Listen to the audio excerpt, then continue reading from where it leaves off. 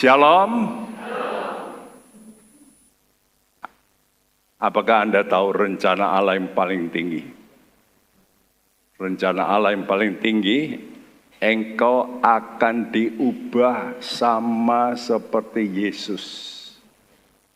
Wow. Ya. Jadi saudara siapa saja, mungkin ada yang minder, ada yang merasa tertolak, ada yang merasa hina. Jangan lagi memikirkan itu. Allahmu bisa mengubah kehidupanmu untuk diangkat. Tuhan sudah janji. Ya, kalau kita mau hidup kudus, hidup benar, kita nanti dijadikan serupa dengan Kristus. Wow, kita dipermuliakan, kita ditinggikan. Itulah namanya promotion. Tapi ingat, promosi ini Tuhan beri waktu, timing. Ya, orang yang ingin buru-buru melompat, orang yang ingin untuk merebut kedudukan orang lain, biasanya memberontak, sifat memberontak untuk coup d'etat. Betul nggak? Sehingga negara berganti pimpinan, kadang-kadang dengan cara yang kasar. Ya. Nah itu namanya dia ingin mempromosikan diri. Dan ini suatu roh yang sangat bertentangan dengan Allah. Kita mesti sadar itu. Jangan sampai saudara yang menjadi menantu, ini sudah terjadi di mana-mana, di Singapura. Ada orang kaya raya, anaknya tunggal, lalu menikah. Ternyata setelah menikah berubah sifat karena dipengaruhi ya oleh suaminya, dan suaminya ini mengadakan satu trik untuk merebut harta orang tuanya. Orang ini kaya raya. Satu hari ketemu. Orang kaya raya ini pakai topi tapi ditutup begitu karena dia malu.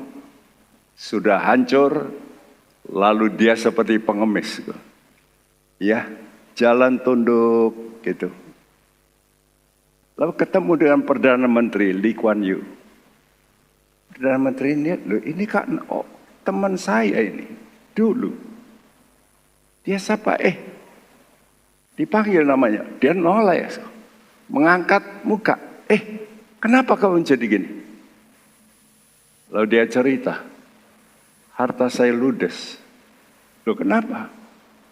Disikat sama menantuku, habis. Lalu dia mulai tanya, kok bisa? Punya usut ternyata dipalsukan. Ini di Singapura loh. Negara hukum yang hebat, bisa kebobolan. Lee Kuan Yew marah, orang itu dipanggil, dan dia berkata, ubah. Walaupun sudah diketok oleh pengadilan, ubah. Akhirnya orang itu dihukum. Nah, ya. Jadi orang ini, dia ini istrinya itu anak tunggal. Jadi pasti akan menerima warisan. Pasti. Itu pasti. Tapi kok enggak bisa sabar menunggu matinya orang tua. Benar enggak? Kan pasti jatuh kepada dia. Ini loh. Hari ini kita bicara tentang tunggu waktu promosi Tuhan. Jangan kita keburu, tapi juga jangan lelet, ya, lambat-lambat. Hati-hati, jangan sampai saudara itu kepingin oleh karena godaan dunia, orang lain bisa begini, orang lain bisa begitu, saya juga mesti bisa. Nah, itu yang bahaya, saudaraku. Ya, jadi selama bulan ini kita bicara promosi Tuhan, transformasi. Itu bisa terjadi oleh karena hati kita yang rendah. Karena ini janji Tuhan. Siapa merendahkan diri, dia akan ditinggikan. Pasti? Pasti? Kalau itu pasti, kenapa kita tidak mau belajar merendahkan diri terus? Tunggu waktunya Tuhan. Nah ini sangat penting. Ya, karena itu saya tuliskan tetap merendahkan diri di hadapan otoritas sampai waktu Tuhan. Kita penghormat 3 ayat 1, segala hal itu ada waktunya. Ya, ada waktu lahir, pasti ada waktu mati. Ya. Jadi tiap hal itu ada timingnya, time schedule. Itu pasti. Lalu ayat 11 berkata, segala perkara itu nanti indah pada waktunya. Tapi manusia tidak menyelami. Nah ini problemnya. Rencana Allah dari awal sampai akhir tidak disadari. Kadang-kadang kita harus dilewatkan Tuhan lembah supaya bisa naik gunung.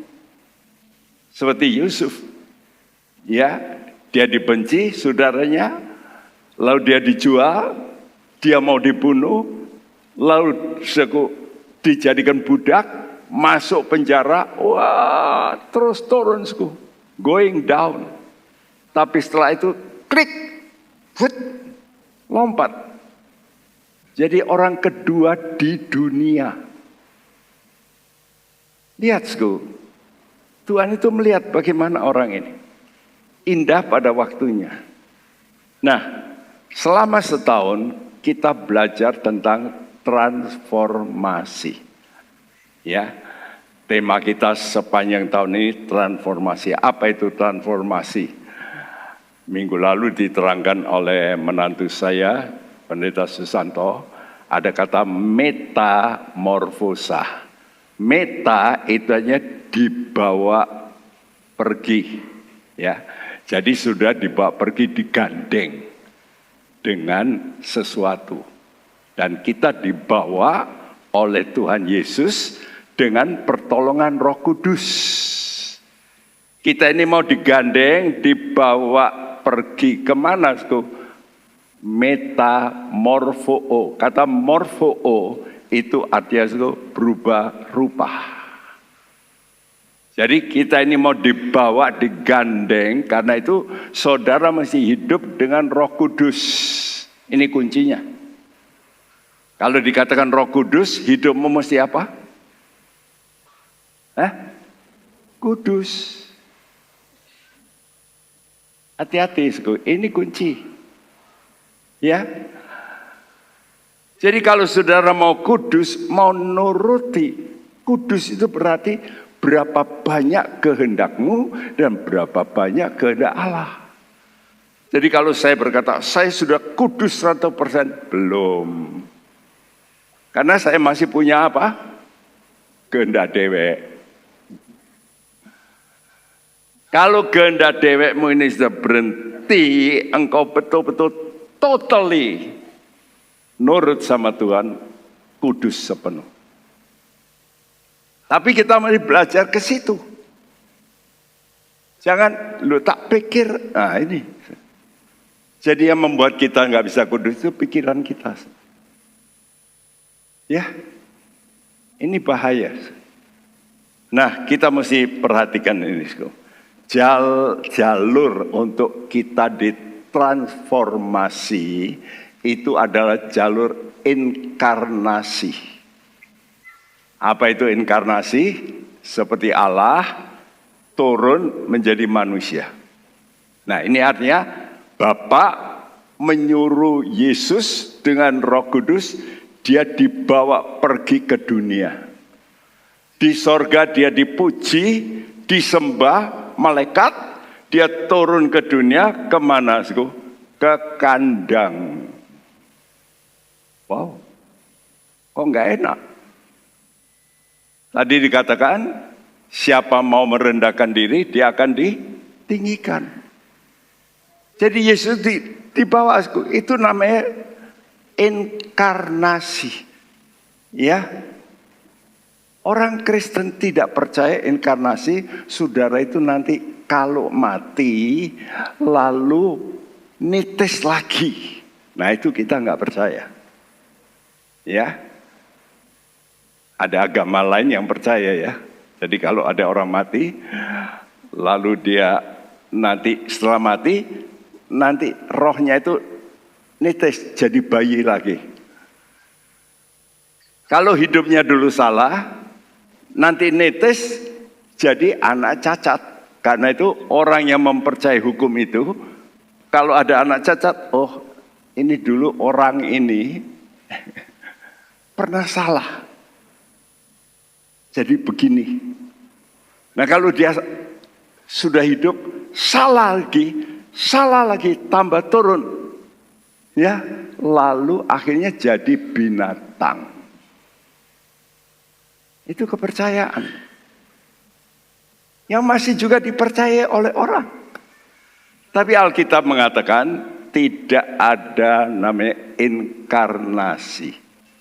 Ya, secara fisik nggak ada. Hanya Yesus, Allah yang berubah total. Nah itu tadi metamorfosa. Ya, Yesus itu berubah total menjadi manusia. Untuk apa? Memikul dosa melalui jalur transformasi, inkarnasi, ya. Dan waktu dia jadi manusia, dia lalu ditundukkan kepada otoritas. Yaitu karena dia lahir dalam kandungan Maria. Orang tuanya siapa? Yusuf. Yusuf kerjanya apa? Tukang kayu. Jadi Yesus harus jadi tukang kayu. Allah, pencipta saudara dan saya, lahir lalu jadi tukang kayu. Bayangin loh. Berapa tahun dia? 30 tahun. Wah, nggak main-main. Ya. Nah, lalu dia mesti tunduk kepada orang tuanya. Nah, orang tua jasmani. Itu untuk mengajar kepada kita, oh, kalau alang saja mau tunduk sama manusia tukang kayu, apalagi saya. Saya ini manusia yang salah, berdosa. Apakah tidak harus kita juga tunduk untuk orang yang jadi pimpinan kita? Ya, yang jadi pimpinan kita pertama-tama itulah adalah orang tua kita. Nah, jadi ketundukan di bawah otoritas, saudaraku, ini mungkin baterainya sudah swak ya. Ketundukan di bawah otoritas dalam hal jasmani itu prakteknya di mana? Di rumah tangga. Ya, makanya saudara semua kan mesti lahir toh dari ibu dan ada bapaknya pasti. Entah cerai tapi pasti ada ibunya, pasti ada bapaknya. Nah, kita dilatih di rumah tangga kita itu untuk belajar tunduk. Kenapa, Sku? Karena kalau tunduk itu sistem organisasi. Pemerintahan kita ada pemerintahan pusat, ada pemerintahan daerah. Pemerintahan daerah harus tunduk pada pusat. Kalau nggak mau tunduk ya berontak. Ya.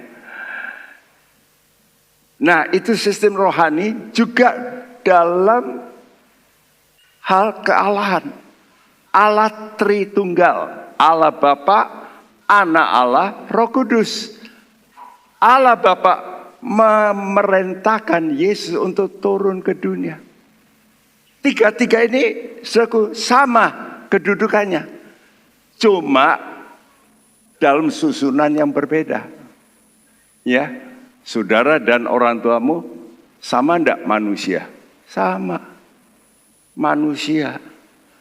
Tapi saudara mesti belajar tunduk dalam aturan hierarki.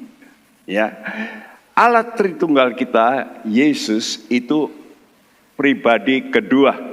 Dia tunduk untuk menjadi manusia. Kenapa manusia bisa berubah? Karena pengaruh dunia.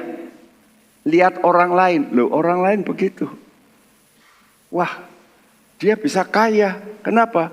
Ya karena nyikat.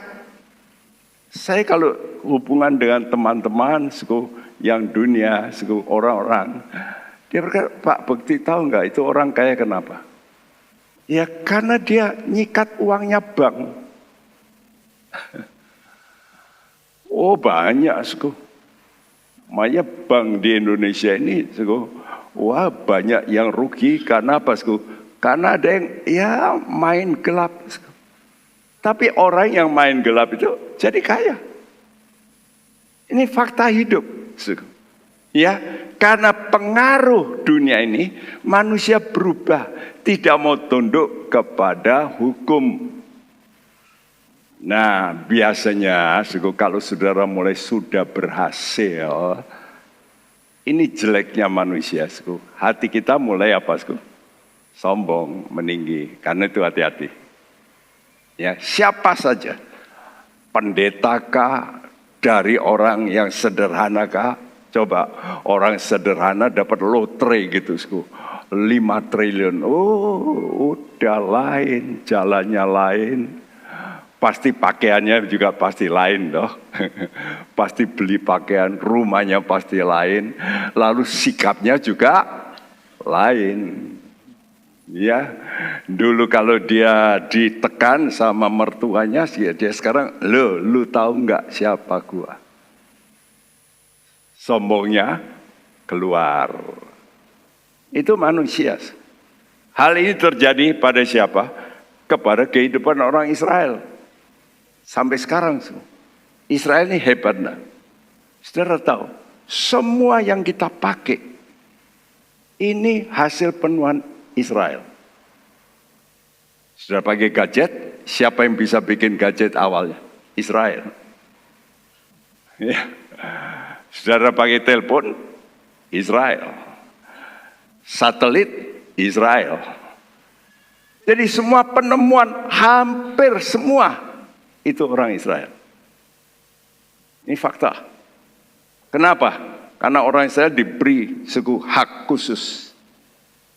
Oleh karena hak khusus ini, lalu mereka sombong sampai menyalibkan Yesus. Wow, ini yang celaka. Menolak Yesus. Padahal Yesus itu pencipta mereka. Ya, saudaraku. Dan ini bukan hanya terjadi untuk orang Israel, juga Raja Saul. Dulu Raja Saul ini sangat rendah hati. Sangat. Tapi dia berubah. Kenapa? Karena dia sudah jadi raja. Berubah sikapnya. Nah, kita mesti hati-hati dengan namanya kesombongan. Ya. Nanti sudah baca kitab 1 Samuel. Karena itu kalau sudah baca itu coba urut begitu loh. Pasal 1, pasal 2, terus. Jangan saudara buka, hari ini apa ya Tuhan berkata apa? Tuhan berkata apa? 1, 2, 3. Oh ayat ini. Ini ayat masnya. Coreti. Oh, ya. Bukan begitu. Coba saudara mulai belajar untuk membaca. Makanya saudara mesti baca tiap hari. Ya, kalau sudah baca cuma 1 pasal, selesai berapa lama? 3 tahun. 3 tahun baru selesai. Ya, bayangin lama sekali. Kalau 3 tahun ulangi lagi awal pertama lupa. Ya. Tapi kalau sudah baca koran, dari halaman pertama sampai halaman akhir, sampai iklan-iklan kecil ya dibaca. Aneh. Halo, jujur. Kalau lihat TV terus bisa manteng. Padahal tidak memberikan kehidupan. Kalau sudah mau berubah, ingat, saudara masih baca Alkitab. Ya. Nah, dulu gereja kita, saya mulai buka gerejaku, tidak seperti ini bangkunya. Bangku kayu. Di depannya ada lipatan meja. Kenapa? Saya harapkan tiap orang datang bawa Alkitab, lalu bawa catatan. Catat. Saya dulu begitu. Saya ulangi. Itu namanya sinau ya. Dulu kalau di sekolah kan gitu ya. Nyatat, terus dibaca ulang. Ulang. Makanya ada kitab ulangan. Kalau diulang-ulang, nanti bisa ingat. Kalau nggak diulang, nggak mungkin ingat. Ya, kenapa saya nggak ingat nama-nama saudara? Kadang-kadang Ibu Marni misalnya. Saya kadang-kadang, sopo ya ini jenengin opo ini. Saya tanya lagi. Ya, baru bisa ingat. Ya, Randy ini, ya, wah ini banyak di viral, jadi makin ingat saya. Ya, jadi saudara, kalau sudah sering ketemu, lalu nyebut, maka saudara akan ingat. Sama seperti itu. Ya, sekarang yang pertama, latihan untuk tunduk sama otoritas, itu dimulai di mana?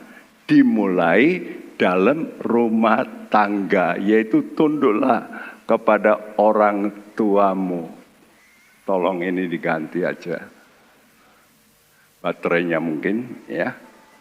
Hormati orang tua Anda. Penting ya. Melatih kerendahan hati itu mesti dimulai dari rumah. Ya.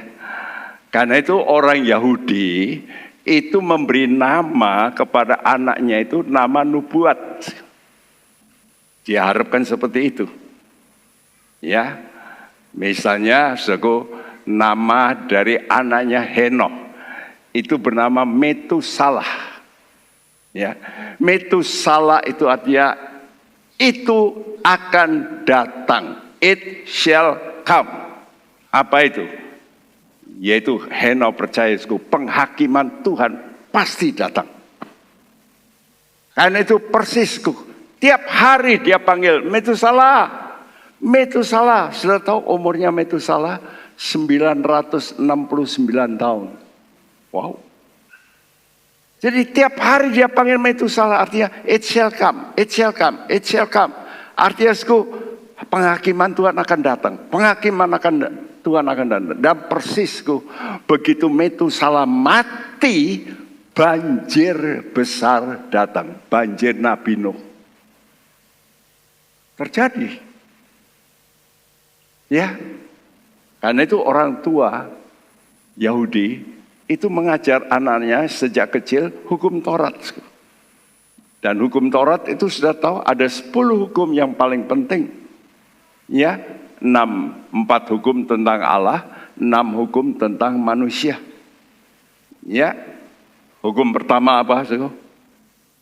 Jangan ada ilah lain. Ini paling penting. Hukum pertama tentang Allah, jangan ada ilah lain. Artinya jangan idola lain. Nggak boleh. Karena itu anak-anak Tuhan nggak boleh mengidolakan orang. No, pendeta pun jangan diidolakan. Termasuk saya. Wah, Pak Bekti, jangan. Dilarang Tuhan. Ya, jadi saudara mesti mengidolakan Tuhan. Karena Tuhan ini pencipta. Ini hukum pertama tentang Allah. Hukum pertama tentang manusiaku, hormatilah orang tuamu. Anak-anak, hormatilah orang tuamu. Ini penting ya. Sekarang sudah dengarkan yang masih belum menikah. Ya, saudara mesti belajar menghormati orang tuamu karena mereka yang melahirkan ibu dan benih itu benih dari ayahmu. Jadi kamu mesti menghormati orang tuamu. Jadi latihan untuk hormat itu di rumah tangga. Yaitu kalau ayah ibu menyuruh engkau, coba belajar tunduk. Ya, seringkali saudara melakukan tapi ngomel. Kok disuruh gini? Ya karena aku kecil. Ya sudahlah, nurutlah. Tapi nggak senang. Ini nggak boleh begitu ya. Ketundukan itu karena hormat. Ya. Jadi kita mari belajar menghormati orang tua kita karena mereka yang melahirkan kita dan memelihara hidup kita. Ya. Jadi saudara mesti latih kerendahan hati mula-mula dalam rumahmu. Surat Efesus 6 berkata, hai anak-anak, taatilah orang tuamu. Taati. Kenapa? Kenapa mesti taati? Karena, kata Tuhan, karena ada janji. Dari hukum Allah 10, janji itu cuma satu. Di dalam ini, hormati orang tua. Supaya kamu bahagia. Dan umurmu panjang. 2. Sekarang kalau saudara ada masalah dalam rumah tanggamu, kacau. Coba saudara kembali, noleh ke belakang gitu ya. Ingat-ingat, dulu kamu melawan enggak sama orang tuamu? Dulu kamu pernah melototi orang tuamu enggak? Dulu pernah orang tuamu berkata, jangan kawin sama itu. Kamu paksa kawin. Ya. Dulu anggota kita sudah dikasih tahu, orang tuanya enggak setuju. Saya berkata, kamu tunduk sama orang tuamu. Ya, karena orang tuanya dalam Tuhan ya.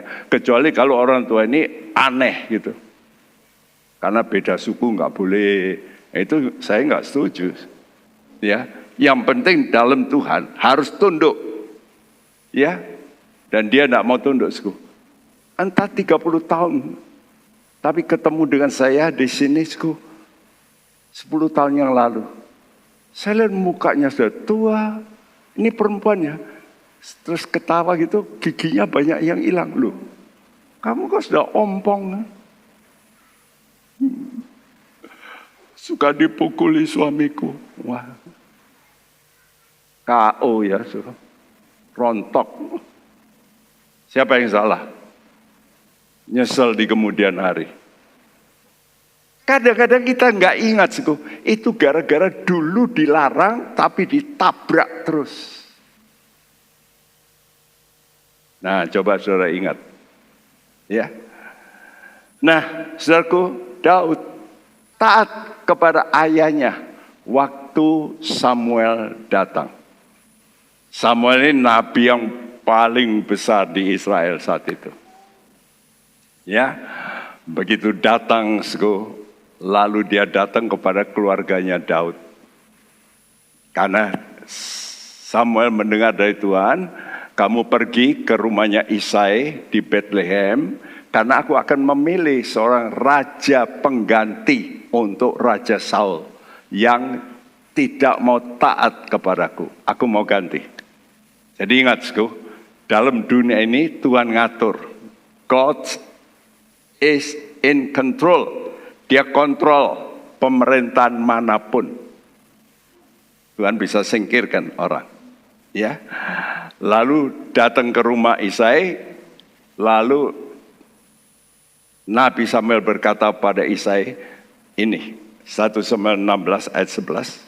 Lalu Samuel berkata kepada Isai, inikah anakmu semuanya?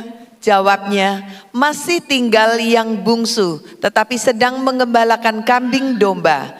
Kata Samuel kepada Isai, suruhlah memanggil dia, sebab kita tidak akan duduk makan sebelum ia datang kemari. Iya, jadi waktu Samuel datang, maka Isai mengumpulkan anak-anaknya karena mau dipilih akan jadi raja.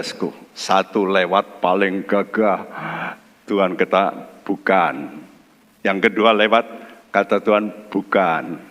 Ketiga lewat, bukan. Ya, sampai habis. Loh, mana lagi anakmu? Oh, ada. Yang paling kecil sedang menjaga domba.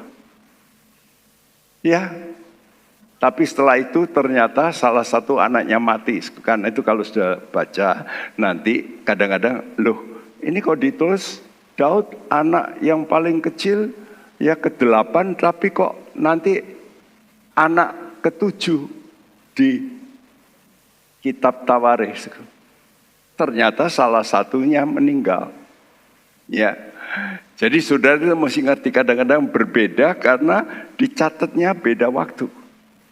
Ya, nah waktu Daud datang, dia itu disuruh gembalakan. Jadi nggak dianggap oleh ayahnya, nggak mungkin lah bocah cilik gini masih remaja dipilih Tuhan, nggak mungkin.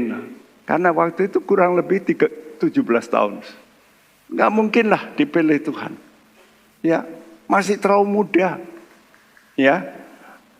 Tapi oleh karena terakhir datang, dia diurapi. Karena itu dalam Mazmurnya, Daud berkata seperti ini, Mazmur 27 ayat 10. Sekalipun ayahku dan ibuku meninggalkan aku, namun Tuhan menyambut aku. Ya, sekalipun ayahku dan ibuku meninggalkan aku, Tuhan tidak meninggalkan aku. Tuhan menyambut aku. Karena itu bagi saudara-saudara yang sekarang mungkin saudara itu disisihkan di rumah tangga. Atau tidak dianggap penting oleh mertuamu, jangan saudara marah. Jangan saudara ingat, oh kamu kok gitu mertua, nanti ya aku sugih. Nah, jadi ingin apa? Balas, jangan, tidak boleh. Ya, saudara mesti tetap tunduk. Nanti ada waktunya. Ada waktunya Tuhan akan angkat. Nah Daud ini karena kecil, saudara punya anak-anak ya. Biasanya kalau beda jauh, anak yang lebih tua ini suka nggoda anak kecil. Cucu saya dulu, waduh selalu bertengkar sama karena bedanya panjang, lalu anak kecil ini lahir, yang bungsu, lalu kan lebih dicintai gitu ya sama orang tua. Jadi yang ini agak iri, lalu mulai membuli ya, suka membuli, godai terus, sampai saya lihat dulu suka bertengkar. Karena terus digoda, kamu percil lah, kecil lah. Ya, nah oleh karena itu satu hari kakak-kakaknya ini pergi berperang. Ayahnya bingung, ini gimana keadaannya kok tidak ada kabar. Dan Daud yang menjaga domba waktu itu disuruh pergi untuk membawa makanan kepada kakak-kakaknya yang sering membuli dia. Nah kira-kira saudara mau enggak kalau saudara ini suka dibully oleh engkau saudara kakak-kakakmu, sekarang mesti membawa sesuatu yang baik. Biasanya ogah-ogahan. Enggak lah Pak, mau. Ya, atau karena terpaksa nurut, tapi ogah hatinya. Ingat ya. Saudara menurut. Yalah karena disuruh orang tua, ya wes. Tapi hati yang gerundel. Sama seperti Yusuf sama. Dia disuruh pergi mencari kakaknya. Ya, waktu dia pergi sampai ke satu tempat, dia tanya, kamu tahu enggak ada rombongan kakak-kakakku? Oh, tahu. Tapi saya dengar mereka ke sana. Oh, kebetulan saya pulang aja. Saya sudah disuruh papa pergi, saya sudah cari, nggak ada. Nggak mau, saya mesti teruskan. Ini Yusuf ya. Yusuf, dia bisa berkilah begitu. Dia bisa pulang. Tapi Alkitab mengatakan dia tanya, dia pergi sampai ketemu.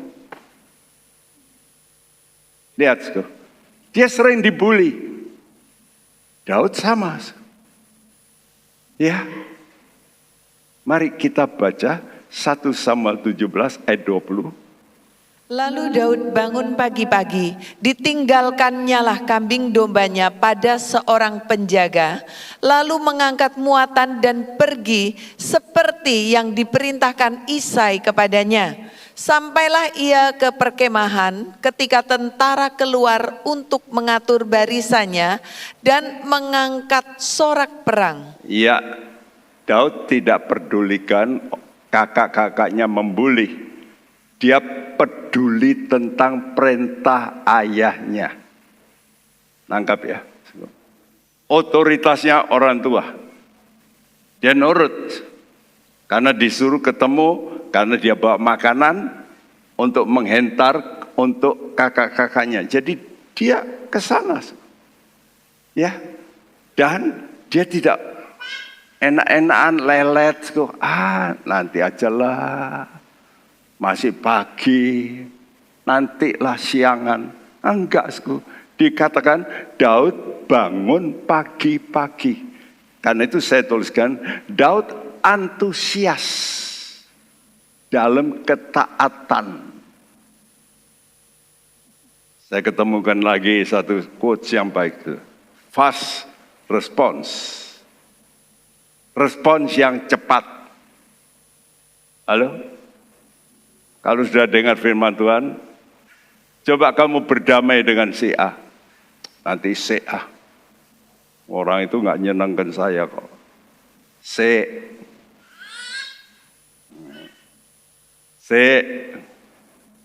Tunggu. Tapi Daud apa sih? Respons cepat. Saya tuliskan di bawah sih. Sikap ketaatan tergantung kepada perintah otoritas. Bukan tergantung sikonnya. Tidak. Ini penting. Siapa otoritasmu? Kalau otoritasmu itu Tuhan yang memerintahkan, ampunilah. Ya ampuni, ngampuni itu kan dari hati. Kok repot-repot? Ya toh, kan tinggal dari hatimu. Kenapa kau mesti diulur-ulur? Daud bangun pagi-pagi. Ini loh, sikap ini penting dalam kita. Ini seringkali kita ini kadang-kadang tidak mau nurut dengan cepat. Nanti kita akan menemui masalah. Ini dalam rumah tangga. Jadi saudara mesti belajar untuk taat kepada orang tua. Hormati orang tuamu. Umurmu panjang dan hidupmu bahagia. Jadi lihat, kalau ada orang mati, memang nasibnya ngono, wis waktunya habis, mati muda. Saya berkata tidak, belum tentu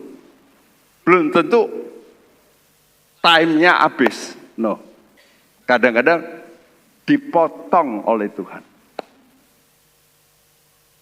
Nah, nanti sudah baca di Alkitab, ternyata umur diperpendek itu banyak di Alkitab. Termasuk siapa? Termasuk anaknya Daud, Absalom. Dia matinya itu karena ngejar orang tuanya. Tersangkut ya di pohon. Kenapa kok mati muda? Nanti jangan kalau ada orang mati muda, nah ini pasti ada salah. Nah itu bukan saya yang ngomong gitu. Ngerti? Jangan dibalik loh ya.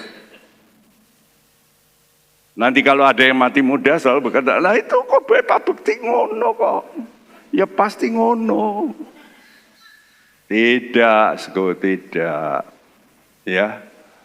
Umur itu di tangan Tuhan, tapi Tuhan bisa memperpendek. Nangkap ya? Kedua, tiap orang pasti ada di rumah tangga. Tapi yang kedua, setelah dia besar, dia mesti bekerja. Tuh? Siapa di sini yang tidak bekerja? Kan nggak boleh. Kecuali cacat. Kecuali sudah umurnya melebihi. Saya ini sebetulnya pensiun boleh. 83 ya. Boleh atau tidak bekerja pensiun. Ya. Atau lemah tubuh. Atau sakit. Itu pensiun. Tapi kata Tuhan apa? 6 hari kamu harus bekerja. Harus, itu harus. Kalau tidak mau bekerja, jangan makan. Makan suka. Bekerja mau, nggak boleh. Yang tidak bekerja, lu kok sedikit sih ngomong, ini malah yang ngomong bayinya. Yang tidak bekerja, ayo yang keras. Yang tidak bekerja, jangan makan. Wih, ini Tuhan loh yang ngomong. Karena itu yang tua-tua mungkin di rumah, ya kerjalah. Jangan duduk-duduk, lihat TV, nyapulah, nolongi anakmu. Nah, itu kan menantu, biar pembantu saja. Ya, menantumu kan ya orang toh ya. Ya kamu bantulah. Kalau pakai pikiran supaya tidak pikun, kan begitu. Ya, jadi orang tua juga mesti bekerja terus. Makin saudara bekerja, itu makin tidak pikun. Ya, kedua, hormati otoritas pimpinan. Jadi saudara yang ingin menanjak dalam hidupmu, saudara mesti melayani pimpinanmu seperti kepada Tuhan. Wih. Ini perhatikan loh kata-kata ini. Ya, layanilah pimpinanmu seperti kepada Tuhan. Nanti catat ayatnya Kolose 3 ayat 23 sampai 25. Hai hamba-hamba, taatilah Tuhanmu yang di dunia ini dalam segala hal. Jangan di hadapan mereka saja, kata Tuhan, ya, untuk menyenangkan hati mereka, melainkan dengan tulus hati karena takut akan Tuhan. Amin. Takut akan Tuhan memperpanjang umur. Moh panjang-panjang nggak enak. Ya emakku nggak enak sengsara. Lah, ada orang panjang umurnya enak kok. Ya tante itu umurnya panjang itu. Ya, teman saya kemarin datang pendetaku, ada jemaatnya umurnya 105. Waktu 98 dia masih bisa begini-gini sih. Masih bisa begini. Ini 98. Ya. Saudara? Jadi Tuhan berkata, kamu harus melayani bosmu seperti kepada Tuhan. Loh, dia enggak baik bosku, aku minta pinjam enggak boleh. Siapa yang nanti baik dengan kau? Tuhan. Tuhan bisa buka jalan supaya engkau bisa dipromosikan oleh Tuhan. Ya. Nah, Daud melayani pimpinannya. Waktu itu Saul kena roh jahat, kerasukan setan. Karena dia enggak nurut sama Tuhan. Dan apa kata Tuhan? 1 Samuel 16 ayat 14 dan 15. Tetapi roh Tuhan telah mundur daripada Saul, dan sekarang ia diganggu oleh roh jahat yang daripada Tuhan. Lalu berkatalah hamba-hamba Saul kepadanya, ketahuilah, roh jahat yang daripada Allah mengganggu engkau. Hati-hati ya kalau baca Alkitab, loh. Diganggu roh jahat yang daripada Tuhan. Loh, kalau gitu Tuhan kok yang bikin. Diulangi lagi loh. Ya, ketahuilah roh jahat yang daripada Allah. Loh, kalau gitu roh jahat yang daripada Allah itu kok jahat ya? Bukan, ini ungkapan Tuhan semacam ini untuk memudahkan orang. Sebetulnya roh jahat yang daripada Tuhan itu artinya kalau orang nggak mau nurut sama Tuhan, Tuhan itu lepas tangan. Tuhan itu memagari saudara dengan malaikat. Ngerti? Tiap kita, ini di samping kita ada malaikat. Malaikat penjaga. Makin saudara orang penting, makin banyak malaikat mengitari engkau. Saudara mesti percaya itu. Saya dulu ini penakut sama setan. Apalagi ngusir setan. Mau takut sama setan, mau ngusir setan, mana bisa. Ya. Tapi kalau saudara ini orang makin melakukan firman Tuhan, Tuhan tambahi bodyguard. Ya, makanya disebut guardian angel. Malaikat penjaga. Karena itu kenapa saudara bisa mengalami yang lepas. Saya ini mengalami banyak kali mau mati. Malaikat maut mau datang dilepaskan. Saya sudah cerita. 2 kali selip. Itu wah sudah mau mati. Tapi kok bisa luput? Ya karena malaikat Tuhan yang diutus oleh Tuhan menjaga. Karena menjalankan perintah Tuhan. Jadi orang kalau penting, makanya ada VIP. Very important person. Tapi ada VVIP. Very, very important person. Wih. Sudah tahu Presiden China Xi Jinping, kalau dia jalan, apa dia jalan dewek?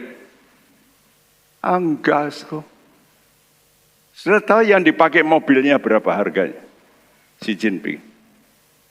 4,8, bukan miliar, triliun. 4,8 triliun. Mobil satu. Kalau dia jalan dikawal oleh sepeda motor, mobil depan, mobil belakang, dia di tengah, kawal sepeda motor, kawal pesawat. Makanya sudah perhatikan kalau dia jalan sama Putin, 2 orang ini orang penting bukan? Ada pengawalnya, mesti ada tas hitam. Ini kata orang, tas hitam ini tinggal pencet, ini nuklir. Negara mana yang mau diantem. Dari tas itu, dibuka, cet, keluar. Pengawalnya sampai begitu. Saudara kalau menjadi orang penting, Tuhan akan jaga. Tuhan jaga rambutmu tidak rontok satupun tanpa pengetahuan Tuhan. Itu janji Tuhan. Tapi kalau sudah tidak mau nurut, Tuhan cabut. Karena itu roh Tuhan mundur, dia diganggu roh jahat. Yang daripada Tuhan. Kata ini berarti Tuhan mengizinkan. Jadi bukan Tuhan yang suruh melakukan, bukan. Ya, makanya waktu kena kesurupan, Saul ini kesurupan, dia malah nggak enak, rasa takut dan sebagainya. Lalu hamba-hambanya berkata, yuk Tuhan panggil itu loh. Ada orang satu yang dipakai Tuhan, pemain musik yang diurapi Tuhan. Ya. Nah ini berarti Daud ini dari muda memang suka memuji Tuhan. Karena itu ingat, musik jangan saudara abaikan. Karena itu menyanyi itu penting. Percaya menyanyi itu penting. Bisa apa? Ngusir setan. Tapi nyanyi dengan ucapan. Ada kuasa dalam darahnya. Kalau saya ngusir setan biasanya nyanyi itu. Ada kuasa dalam darahnya. Ya, setan bisa pergi. Ada anggota kita yang dilayani berkali-kali, mungkin berapa bulan, 3-4 bulan dilayani. Oleh Yoga, oleh Lois, oleh saya, oleh beberapa arifin. Ya, Yoga waktu melayani itu, orang itu keluar dari tangannya keris. Ada keris di tangan. Saya mungkin, mosok toh. Makanya saudara kalau belum melayani, belum mau percaya. Saya melayani 2 kali. Entah Yoga berapa kali, Lois berapa kali. Waktu saya melayani, saya tumpangi tangan suku saya, doakan dalam nama Yesus. Kelodok, keluar batu 3. Merah, ya, hijau, hitam. Merah, hijau, putih. Hitam. 3 batu gede-gede segini. Melayani lagi, Lois berkata, Pak Bekti, tolong dilayani lagi nih kok. Saya lihat mukanya bendol sini. Di dalam mata ini loh, ada batu. Persis mata ini. Saya tumpangi tangan dia.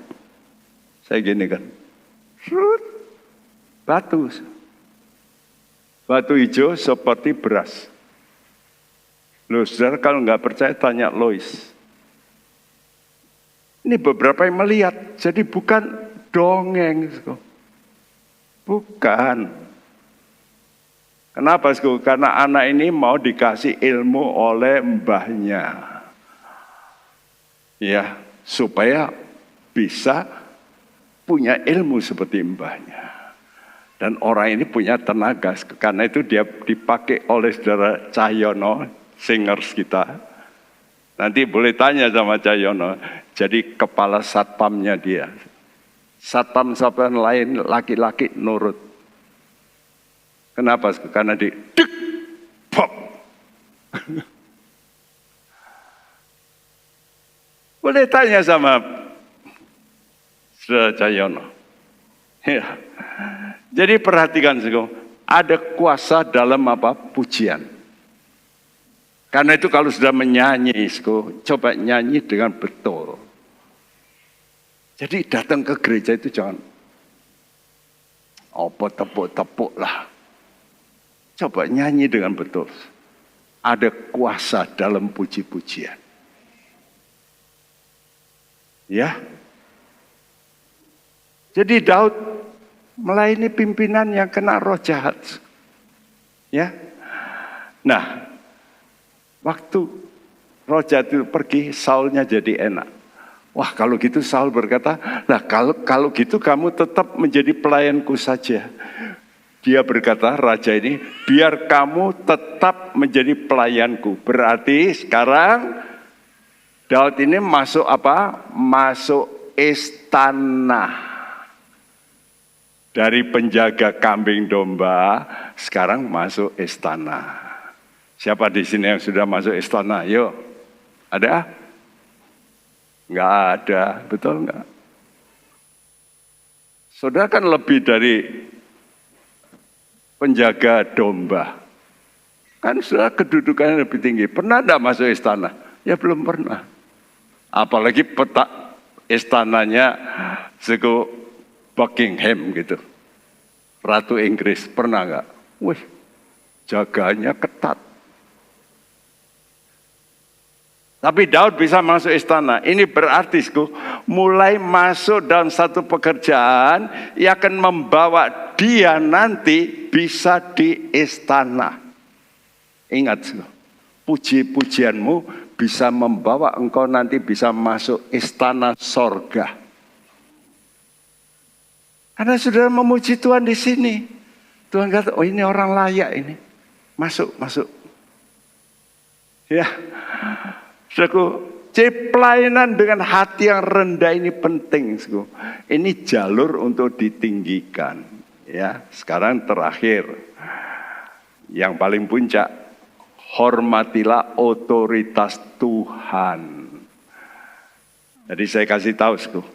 Kalau saudara tidak bisa menghormati yang kelihatan, bagaimana bisa menghormati yang tidak kelihatan? Betul enggak? Yang dilihat saja, yang disuruh Tuhan tidak mau. Apalagi yang tidak kelihatan. Jadi mesti lebih dulu di rumah. Kedua, dalam pekerjaan.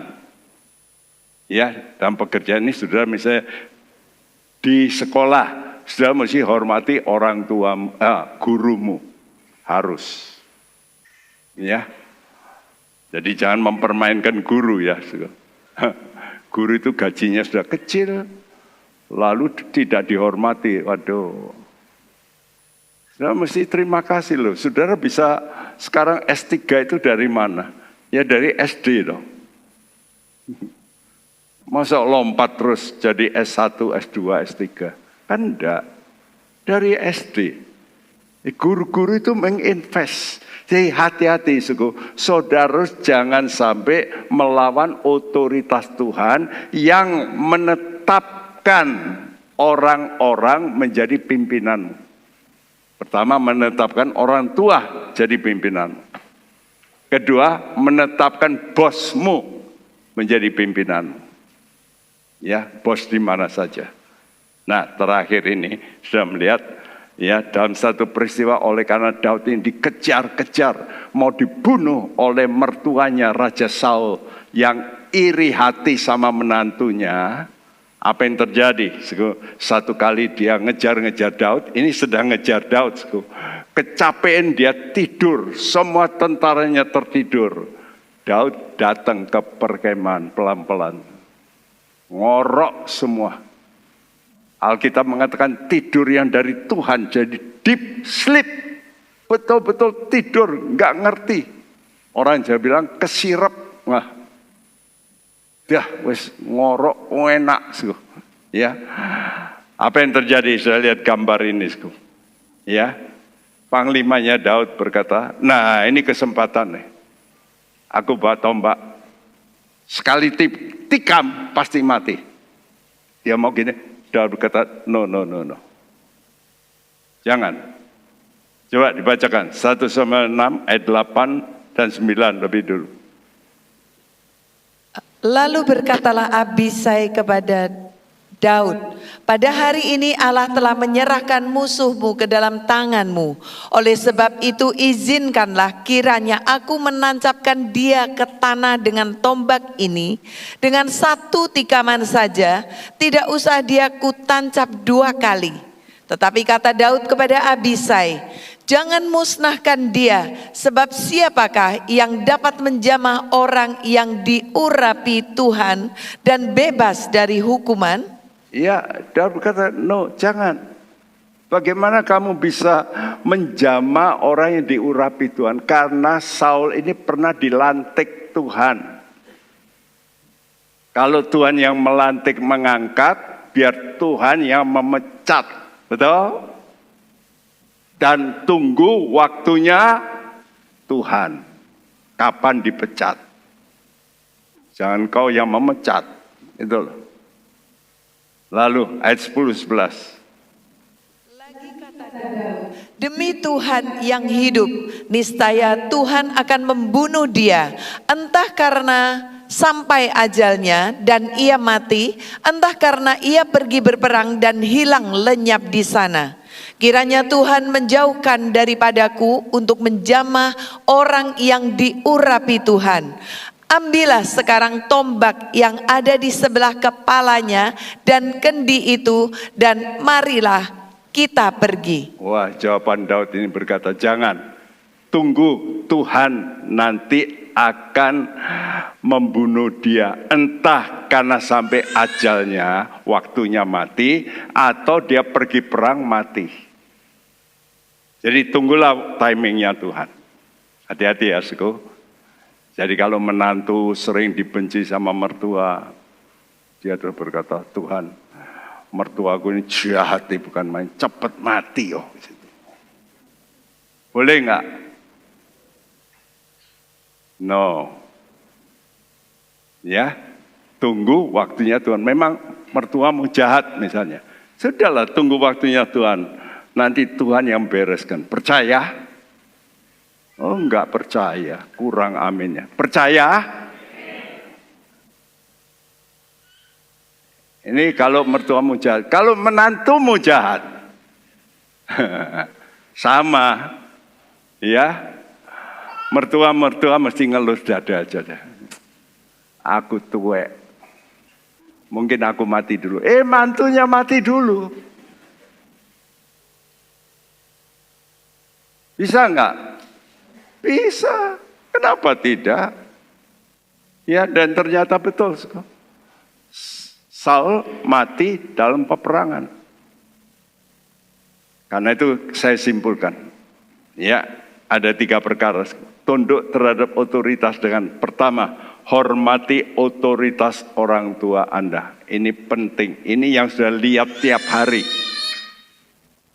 Tidak ada anak yang tidak pernah kumpul sama orang tua. Pasti. Kecuali dibuang. Semua pernah kumpul. Kadang-kadang orang tua menjengkelkan.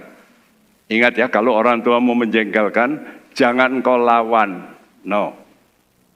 Alkitab sudah nulisku. Anaknya Nuh itu 3. 1 salah. Kenapa salah? Karena orang tuanya salah. Nah, perhatikan. Kalau orang tuamu salah, jangan saudara itu lalu bertindak salah. Nggak boleh. Tetap itu orang tuamu. Nanti baca ceritanya Nabi Nuh.